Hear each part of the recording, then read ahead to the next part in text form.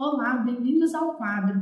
Nesta aula nós vamos ver as propriedades coligativas nas soluções iônicas. Os mesmos cientistas, o Raoult e o Van Hoff, que nós já vimos anteriormente, viram que os efeitos coligativos nas soluções iônicas são muito maiores que os efeitos coligativos nas soluções que contêm solutos não iônicos e não voláteis. Vamos lembrar que os efeitos coligativos dependem do número de partículas dissolvidas na solução.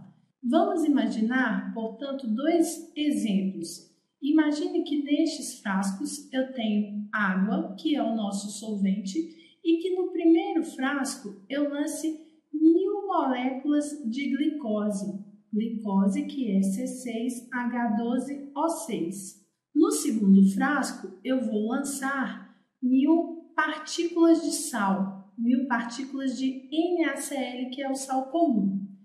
Quando a glicose entra em contato com a água, as suas moléculas vão se separar e nós teremos na solução 1000 moléculas de glicose dissolvidas.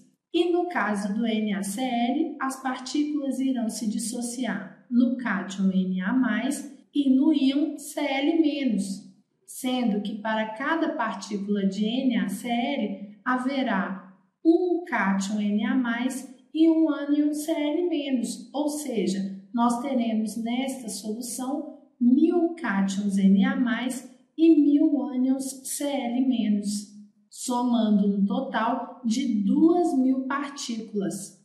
Como o número de partículas na solução iônica é muito maior que o número de partículas da solução não iônica, os efeitos coligativos na solução iônica são muito maiores e, neste caso, são 2 vezes maiores.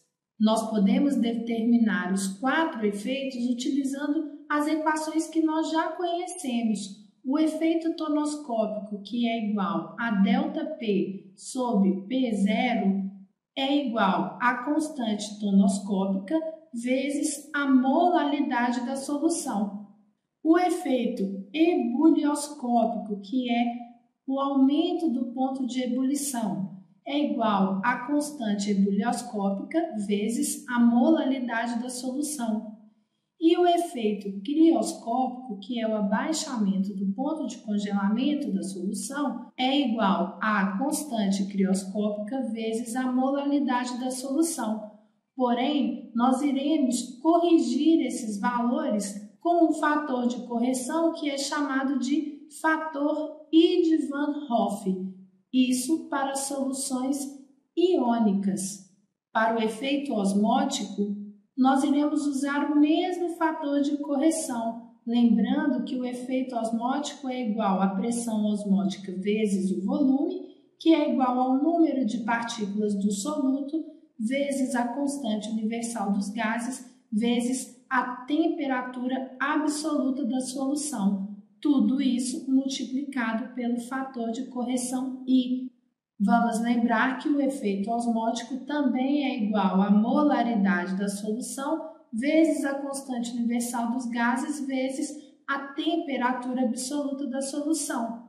E esta equação nós também iremos multiplicar pelo fator de correção.